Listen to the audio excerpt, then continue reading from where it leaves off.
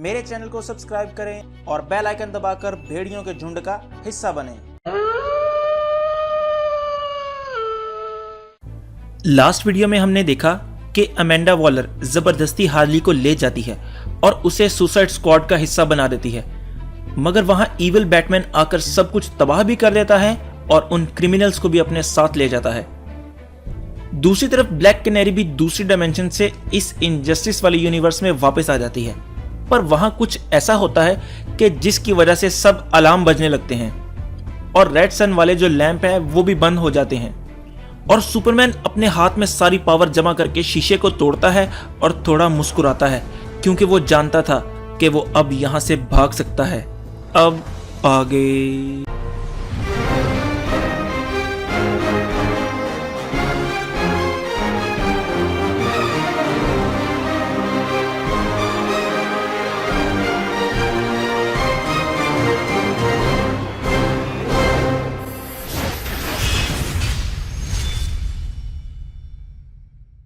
Strikers island पर prison बनाकर वहां पर सुपरमैन और उसके साथियों को रखा है, जहां सैकड़ों गार्ड्स हर वक्त ड्यूटी दे रहे हैं। पर किसी वजह से रेड सन वाले लैंप बंद हो चुके हैं और सुपरमैन ने वो ग्लास को तोड़ दिया है और वो जंप लगाकर कमरे से बाहर जाने वाले रास्ते पर आकर गिरता है और जेल के बाहर गार्ड्स जेलर को बताते हैं कि हमें कोई नजर आ रहा है अंदर आता हुआ। तो जेलर पूछता है कौन है वो? तो गार्ड देखता है और कहता है ये क्या, ये तो बैटमैन है। तो जेलर बैटमैन को कॉल करके पूछता है ब्रूस, क्या ये तुम हो जेल के बाहर? तो वो बताता है नहीं, मैं टेलीपोर्टर में हूँ, ये मैं नहीं, ये कोई और है। तो बाहर खड़ा बैटमैन डेड शॉट से कहता है मार डालो इन्हें, और वो सामने टावर पर खड़े गार्ड्स को गोलियां मारकर नीचे गिरा देता है और वो इविल बैटमैन अपने स्क्वाड को लेकर जेल के अंदर दाखिल हो जाता है। दूसरी तरफ बैटमैन, बैटगर्ल, ब्लैक कैनेरी और ग्रीन एरो टेलीपोर्टर की मदद से स्ट्राइकर आइलैंड पहुंच जाते हैं और ब्रूस बाकियों को कहता है तुम लोग जाओ और जाकर जेलर की हेल्प करो, मैं सुपरमैन को संभालता हूँ। ब्लैक कैनेरी कहती है मैं तुम्हें अकेले नहीं जाने दूंगी। तो ब्रूस कहता है यकीन मानो मैं अकेला नहीं जा रहा, अब जाओ तुम लोग जाओ यहाँ से। और वो सब लोग बाहर की तरफ भागते हैं। बाहर सुसाइड स्क्वाड ने सब गार्ड्स पर अटैक कर दिया है और किलर क्रॉक के कंधे पर एक तीर आकर लगता है और वो पीछे मुड़कर देखता है तो उसके पीछे ब्लैक कैनेरी अपनी अल्ट्रासोनिक चीख से उसके कान के पर्दे फाड़ देती है और बैटगर्ल आकर उसे गिरा देती है और एरो आकर उस पर तीर तानकर कहता है तुम्हें घर वाले खाना नहीं देते क्या जो यहाँ आकर लोगों को खा रहे हो? और तभी एक बुलेट बड़ी तेजी से आती है और एरो के कमान के दो हिस्से कर देती है। एरो पीछे मुंह करता है तो डेड शॉट उस पर और कैनेरी पर बंदूक ताने खड़ा था और उन्हें पता था कि उन्हें हल्की सी कोई हरकत महंगी पड़ सकती है, क्योंकि डेड शॉट का निशाना कभी भी नहीं चूकता। डेड शॉट कहता है मैंने तो सुना था तुम मर गए हो, खैर जो भी है, उस दिन नहीं मरे तो आज मर जाओगे। और पीछे से हार्ली आकर डेड शॉट के सर में बेसबॉल का बैट मारती है और उसे बेहोश कर देती है और ओलिवर की तरफ देखकर कहती है तुम तो मर गए थे, और कैनेरी को भी देखकर हैरान होते हुए कहती है और तुम भी तो मर गई थी। और उसकी आंखों से आंसू आते हैं और वो ओलिवर और कैनेरी को गले लगा लेती है, क्योंकि यही वो दो थे जिनकी वजह से हार्ली बुराई का रास्ता छोड़कर अच्छाई की तरफ आई थी। ओलिवर कहता है कोई मुझे बताएगा ये सब क्या चल रहा है? दूसरी तरफ जेल के अंदर क्लार्क के सामने ब्रूस आकर खड़ा है और वो क्लार्क से कहता है क्लार्क अपने सेल में वापस चले जाओ। तो क्लार्क कहता है पीछे हो जाओ, जाने दो मुझे। ब्रूस कहता है तुम्हें इतनी मुश्किल से पकड़ा है हमने, तुम्हें क्या लगता है मैंने तुम्हारे लिए कोई बैकअप प्लान नहीं बनाया होगा? आखिरी बार कह रहा हूं, अपने दिमाग के अंदर से आने वाली आवाज की बात सुनो और अपने सेल में वापस जाकर बैठ जाओ। और क्लार्क के दिमाग के अंदर से आवाज आती है रुक जाओ वरना तुम्हारे लिए अच्छा नहीं होगा। तो ये आवाज सुनकर सुपरमैन गुस्से में तिलमिला उठता है और उसकी आंखें फिर किसी गर्म भट्टे की तरह तपने लगती हैं और वो कहता है ये क्या है, क्या किया है तुमने मेरे साथ, जवाब दो। और अंदर सुपरमैन के दिमाग में एटम अपने एटॉमिक साइज में घुस चुका है, जो कहता है मैंने कहा रुक जाओ वरना तुम्हारे साथ आज अच्छा नहीं होगा। और वो अपने बैग से क्रिप्टोनाइट निकालता है और कहता है मैं तुम्हारा पर्सनल जेलर हूँ, मेरी इजाजत के बगैर तुम यहाँ से एक कदम भी बाहर नहीं निकाल सकते। तो क्लार्क ब्रूस की तरफ बढ़ता है और ब्रूस कहता है एटम अब। और एटम वो क्रिप्टोनाइट सुपरमैन के दिमाग के अंदर घुसा देता है और सुपरमैन की एक जोरदार चीख निकलती है और वो गिरकर बेहोश हो जाता है। और बैटमैन बाहर खड़े जेलर को कॉल करके कहता है सुपरमैन वाला काम तो हो गया, बाहर के क्या हालात हैं? तो जेलर बताता है कि हम कोशिश तो कर रहे हैं पर वो बहुत स्ट्रांग हैं। तो ब्रूस बाकी तीनों से पूछता है कि क्या चल रहा है बाहर।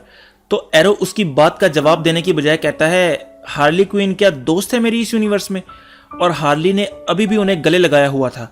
तो हार्ली ये सुनकर कहती है इस यूनिवर्स में। तो कैनेरी उससे बताती है कि हाँ, ये ओलिवर इस यूनिवर्स का नहीं है। तो हार्ली ओलिवर के कंधे पर हाथ रखकर कहती है ओलिवर, हम दोनों इस यूनिवर्स में सिर्फ दोस्त ही नहीं बल्कि प्रेमी हैं जो कि एक दूसरे से बहुत प्यार करते हैं।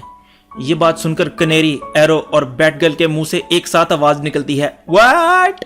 तो हार्ली हंसते हुए कहती है मजाक कर रही हूँ, परेशान मत हो। हार्ली कहती है हम दोस्त भी हैं और एक्चुअली मैं आजकल तुम्हारे घर में ही रह रही हूँ। तो ओलिवर पूछता है एरो केव में। तो हार्ली कहती है हाँ, पर तुम उसे इस यूनिवर्स में एरो केव नहीं बल्कि क्विवर कहते हो। तो एरो कैनेरी से पूछता है ये कहीं फिर मजाक तो नहीं कर रही मेरे साथ। तो कैनेरी सोचती है कि एरो केव कितना बुरा नाम था और कहती है नहीं नहीं हार्ली, ये वाली बात सही कह रही है, तुम उसे क्विवर ही कहा करते थे।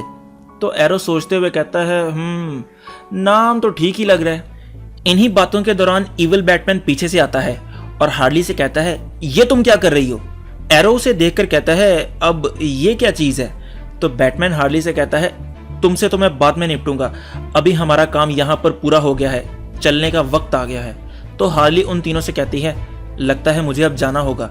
तो कैनेरी पूछती है ये क्या, तुम फिर बुरे लोगों के साथ मिलकर काम करने लग गई, और तुम सुपरमैन को क्यों छुड़वाने आई हो।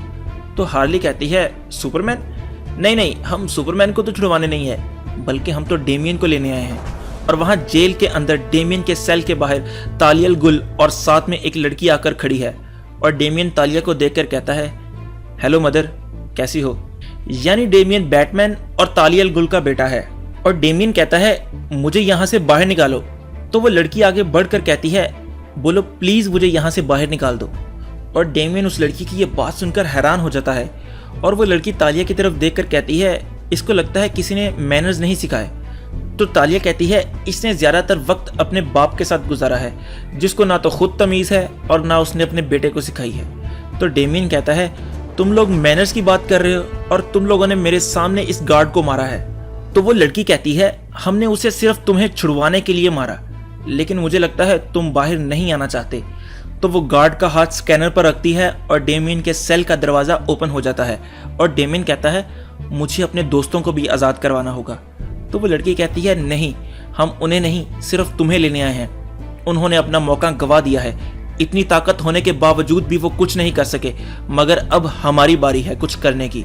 इन्हीं बातों में पीछे से जेलर और दो गार्ड्स रूम के अंदर दाखिल होते हैं जो उन्हें हैंड्स अप होने का कहते हैं, और वो बैटमैन को बताने लगता है कि ब्रूस, बाहर की लड़ाई और सुपरमैन ये सब एक झांसा था।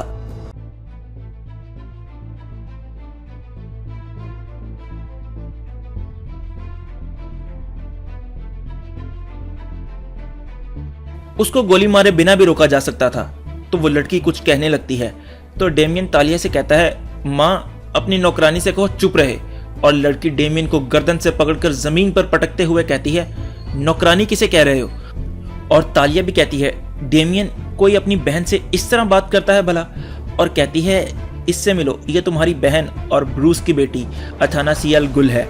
और इसके बाद वो टेलीपोर्टर से वहां से गायब हो जाते हैं, और यहाँ पर हमारे इनजस्टिस के सेकंड एपिसोड का एंड हो जाता है। तो अगर आपको सेकंड एपिसोड पसंद आया हो तो लाइक करें, कमेंट करें और सब्सक्राइब जरूर करें। तो खुश रहें, खुश रखें, अल्लाह हाफिज।